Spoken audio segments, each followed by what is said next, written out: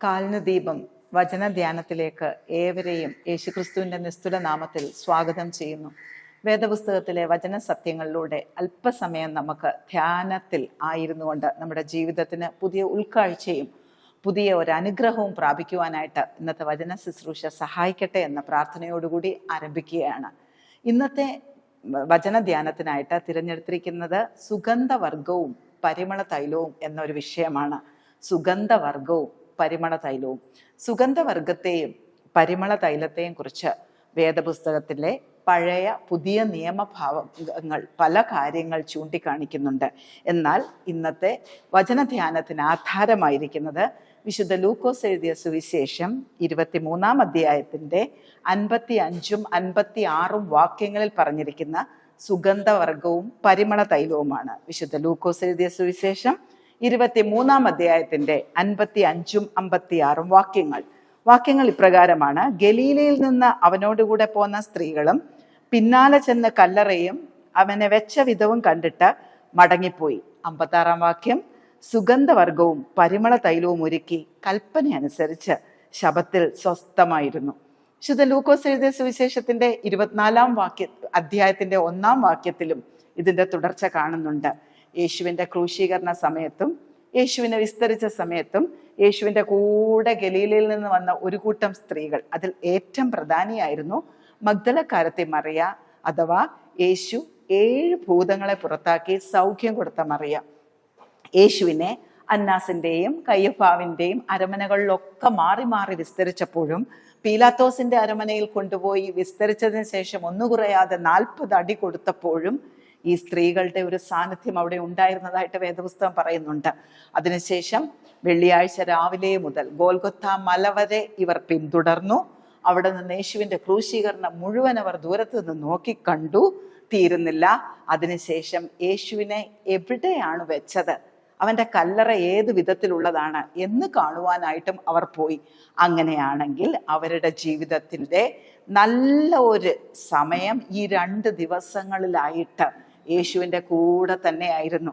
അങ്ങനെ ക്ഷീണിതരായി യേശുവിൻ്റെ കല്ലറയൊക്കെ കണ്ട് അവനെ വെച്ച വിധവും കണ്ടിട്ട് മടങ്ങി വീട്ടിലേക്ക് വന്ന മഗ്ദലക്കാരത്തി മറിയ വീണ്ടും രാവേറെ ചെന്നിട്ടും സുഗന്ധദ്രവ്യവും പരിമള തൈലവും കൂട്ടുണ്ടാക്കുന്ന ഒരു പ്രക്രിയയിലായിരിക്കുകയാണ്. എന്താണ് അവളെ നയിച്ചത്? അവളുടെ വിശ്വാസത്തിൽ യേശുക്രിസ്തു എന്ന് പറയുന്ന നല്ല നാഥൻ, തൻ്റെ ജീവിതത്തിനൊരു വലിയ വിടുതൽ തന്ന നാഥൻ മരിച്ചു കഴിഞ്ഞു, ക്രൂശിക്കപ്പെട്ട് കഴിഞ്ഞു. ഇനി മരിച്ച യേശുവിനെ ശുശ്രൂഷിക്കുവാനുള്ള തിടുക്കമാണ് നാം ഇവിടെ കാണുന്നത്. മറിയയുടെ വിശ്വാസ തലത്തിൽ ഇതുവരെയും യേശുക്രിസ്തു ഉയർത്തെഴുന്നേൽക്കുമെന്നുള്ളത് എത്തിച്ചേർന്നിട്ടില്ല. അതുകൊണ്ട് യഹൂദ മര്യാദ പ്രകാരം ഒരു വ്യക്തി മരിച്ചാൽ നീണ്ട 40 ദിവസങ്ങൾ സുഗന്ധദ്രവ്യവും പരിമള തൈലവും ഇടുന്ന ഒരു സമ്പ്രദായം പണ്ട് മുതലേ ഉണ്ടായിരുന്നു. അത് നമുക്ക് വിശുദ്ധ വേദപുസ്തകത്തിലെ ഉൽപ്പത്തി 50-ാം അധ്യായത്തിന്റെ 1-ഉം 2-ഉം വാക്യങ്ങളിൽ കാണുവാനായിട്ട് സാധിക്കും. യോസഫ് തൻ്റെ പിതാവായ യാക്കോബ് മരിച്ചപ്പോൾ വൈദ്യന്മാരെ കൊണ്ട് 50 ദിവസം സുഗന്ധദ്രവ്യവും ലേപനക്കൂട്ടും ഇട്ടതായിട്ട് അവിടെ എഴുതിയിരിക്കുന്നു. ആ പാരമ്പര്യം പിന്തുടർന്നു വന്ന മറിയ രാത്രിയിലേറെ ചെന്നിട്ടും ഉണ്ടാക്കുകയാണ് സുഗന്ധദ്രവ്യങ്ങൾ, പരിമള തൈലങ്ങൾ, കൂട്ടുകൾ. എന്തിനു വേണ്ടി? അരുമനാഥന്റെ ശരീരം സൂക്ഷിക്കുവാനായിട്ട്. എന്നാൽ ഉദ്ധിതനായ ക്രിസ്തുവിനെ കുറിച്ച് അവൾക്ക് ഉൾക്കൊള്ളുവാൻ സാധിക്കാതെ പോയ ഒരു വിശ്വാസ ജീവിതത്തിലെ ചെറിയ പരാജയമാണ് ഈ കൂട്ടുണ്ടാക്കലിൽ നിന്ന് നമുക്ക് മനസ്സിലാകുന്നത്.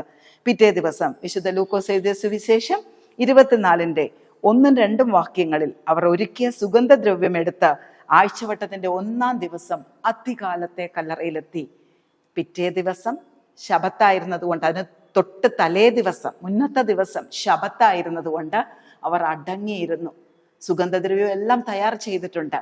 മഗ്ദലക്കാരത്തി മറിയ ഞായറാഴ്ച അതിരാവിലെ ഇരുട്ടോടെ ഓടുകയാണ് സുഗന്ധദ്രവ്യവും പരിമളക്കൂട്ടുമായിട്ട്. വിശുദ്ധ യോഹന്നാൻ എഴുതിയ സുവിശേഷം 20-ാം അധ്യായത്തിന്റെ 15 മുതൽ 17 വരെയുള്ള ഭാഗങ്ങളിൽ, വിശുദ്ധ യോഹന്നാൻ എഴുതിയ സുവിശേഷം 20-ാം അധ്യായത്തിന്റെ 15 മുതൽ 17 വരെയുള്ള വാക്യങ്ങളിൽ ഉദ്ധിതനായ ക്രിസ്തുവും മഗ്ദലക്കാരത്തി മറിയയും തമ്മിലുള്ള നീണ്ട സംഭാഷണങ്ങൾ നമുക്ക് കാണാം. അവിടെ യേശു തന്നെ അതുവരെ വെളിപ്പെടുത്താത്തത് കൊണ്ട് മറിയയ്ക്ക് അത് യേശു ആണെന്ന് മനസ്സിലാകുന്നില്ല. ആ സമയത്തും മറിയയുടെ കയ്യിൽ സുഗന്ധദ്രവ്യമുണ്ട്, പരിമള തൈലമുണ്ട് എന്നോർക്കുക. ആ സുഗന്ധദ്രവ്യത്തിൻ്റെയും പരിമള തൈലത്തിൻ്റെയും അസാമാന്യമായ വാസന അന്തരീക്ഷത്തിൽ പൊങ്ങുന്നുണ്ട്. എന്നാൽ ഉദ്ധിതനായ ക്രിസ്തു അവളുമായി സംസാരിച്ച സംസാരത്തിലൊന്നും ഈ സുഗന്ധദ്രവ്യത്തെയോ പരിമള തൈലത്തെയോ തിരിഞ്ഞു നോക്കുന്നതായിട്ട് വിശുദ്ധ വേദപുസ്തകം രേഖപ്പെടുത്തിയിട്ടില്ല.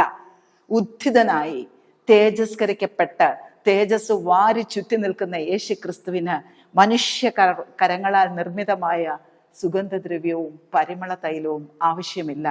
മറിയയുടെ അജ്ഞതയായിരുന്നു ഈ അധ്വാനത്തിന്റെ പിറകിൽ. അവളുടെ കയ്യിലിരിക്കുന്ന സുഗന്ധദ്രവ്യത്തെ ഗൗനിക്കുകയോ അംഗീകരിക്കുകയോ യേശുക്രിസ്തു ചെയ്തില്ല. എന്നാൽ താൻ ജീവനോടിരുന്നപ്പോൾ സ്വച്ഛ ജഡ മാംസി തൈലം പൊട്ടിച്ചൊഴിച്ച സ്ത്രീയെ വളരെയധികം പ്രകീർത്തിക്കുകയും പുകഴ്ത്തുകയും അത് സുവിശേഷം ഉള്ളിടത്തോളം കാലം പ്രസംഗിക്കുമെന്നും പറഞ്ഞ് അംഗീകരിച്ച യേശുക്രിസ്തുവിന് ഉയർപ്പിന് ശേഷം മനുഷ്യകരങ്ങളാൽ ഉണ്ടാക്കുന്ന സുഗന്ധദ്രവ്യങ്ങളും പരിമള തൈലങ്ങളും വേണ്ട. പിന്നെ മറ്റെന്താണ് യേശു മറിയയിൽ നിന്ന് പ്രതീക്ഷിച്ചത്? തൻ്റെ ശരീരം കാത്തു നിന്ന മറിയോട് യേശുക്രിസ്തു ആവശ്യപ്പെടുന്നത് സുവിശേഷം പറയുവാൻ സജ്ജമായിരിക്കുന്ന ഒരുക്കപ്പെട്ട നാവും ഓടുവാൻ തയ്യാറായിരിക്കുന്ന പാദങ്ങളുമുള്ള മറിയയാണ് അവന് ആവശ്യം. മറിയയെ സ്വീകരിക്കുവാനായിട്ട് താൻ ഉയർത്തെഴുന്നേറ്റു, പാതാള ഗോപുരങ്ങളെ തകർത്തു എന്നുള്ള സദ്വർത്തമാനം ലോകം മുഴുവൻ അറിയിക്കുവാൻ ഇത് ശിഷ്യന്മാരിൽ എത്തിക്കുന്ന ഒരു മധ്യവർത്തിയാണ് യേശു നോക്കി നിൽക്കുന്നത്. ഒരു സുവിശേഷ വാഹകയാണ് യേശു നോക്കി നിൽക്കുന്നത്. യേശുവിന് ആവശ്യം മറിയയായിരുന്നു, മറിച്ച് അവളുടെ കയ്യിലിരിക്കുന്ന സുഗന്ധദ്രവ്യമോ പരിമള തൈലമോ അവൻ അല്പം പോലും ആവശ്യമില്ല.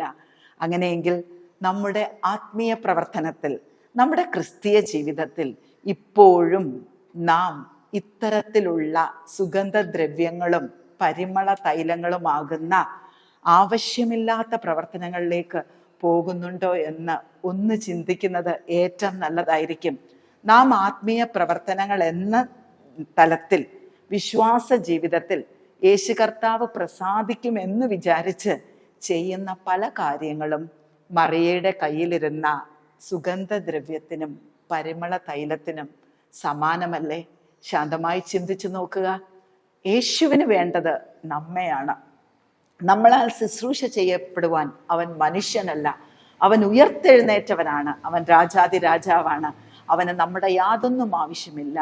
പക്ഷേ അറിവ് കേടുകൊണ്ട്, അജ്ഞത കൊണ്ട് ഇന്നും നാമും ഉണ്ണിയേശുവിനും മരിച്ച യേശുവിനും കർമ്മം ചെയ്തുകൊണ്ട് ആത്മീയ തലത്തിൽ സമാധാനം നേടുവാൻ ശ്രമിക്കുന്നതാണ്.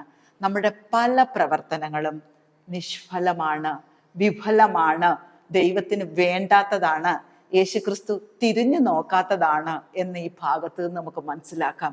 യേശുവിന് വേണ്ടത് നമ്മളെയാണ്, യേശുവിന് വേണ്ടത് എന്നെയാണ്. എന്തിനായിട്ട്? അനുദിനം നഷ്ടപ്പെട്ടുകൊണ്ടിരിക്കുന്ന ആയിരക്കണക്കിന് ആത്മാക്കളെ നേടുവാനായിട്ട്. ഒരുവൻ ഉയർത്തെഴുന്നേറ്റു എന്നുള്ള സദ്വർത്തമാനം ഭൂമിയിൽ വിളിച്ചു പറയുവാൻ, സാക്ഷികളായി ജീവിക്കുവാൻ, സാക്ഷ്യമുള്ള ജീവിതം ഉണ്ടാകുവാൻ നമ്മെ കർത്താവ് നോക്കുമ്പോൾ അതിനു പകരം സുഗന്ധദ്രവ്യവും പരിമള തൈലവും ഉണ്ടാക്കി നമ്മുടെ വിലയേറിയ സമയങ്ങൾ നാം കളയുകയാണെങ്കിൽ, മറിയയുടെ ജീവിതത്തിൽ തലേ രാത്രിയിൽ എന്താണ് സംഭവിച്ചത്? ക്ഷീണിതയായ മറിയ ഒരുപാട് സമയം വീണ്ടും ചെലവഴിക്കുന്നു, അവളുടെ അധ്വാനം ചിലവഴിക്കുന്നു, ഈ സാധനങ്ങളൊക്കെ വാങ്ങിക്കാനായിട്ട് അവളുടെ ഒരുപാട് പണം ചിലവഴിക്കുന്നു. അങ്ങനെയെങ്കിൽ തലേ രാത്രിയിൽ അധ്വാനവും സമയവും പണവും വൃഥാ ചെലവാക്കി ഉണ്ടാക്കിയ പരിമളക്കൂട്ടിനെ ഗൗനിക്കാത്ത യേശുക്രിസ്തു കാത്തു നിന്നത് പരിമളക്കൂട്ട് പിടിച്ചു നിൽക്കുന്ന മറിയയാണ്. അങ്ങനെയെങ്കിൽ നമുക്ക് ദൈവകരങ്ങളിലേക്ക് നമ്മളെ സമർപ്പിക്കാം. നാം ഇന്ന് ചെയ്യുന്ന ആത്മീയ പ്രവർത്തനങ്ങളിൽ ദൈവം, സ്വർഗം പ്രസാദിക്കുന്നുണ്ടോ എന്ന് നമുക്ക് നോക്കാം. അത് സുഗന്ധദ്രവ്യം പോലെയും പരിമള തൈലം പോലെയും യേശു തിരിഞ്ഞു നോക്കാത്ത ചില പാഴ് പ്രവർത്തനങ്ങളായി തീരുന്നെങ്കിൽ നമുക്ക് നമ്മെ തന്നെ തിരുത്താം, സാക്ഷികളായി ജീവിക്കാം. ഈ വചനങ്ങളാൽ ഏവരെയും ദൈവം ധാരാളമായി അനുഗ്രഹിക്കട്ടെ.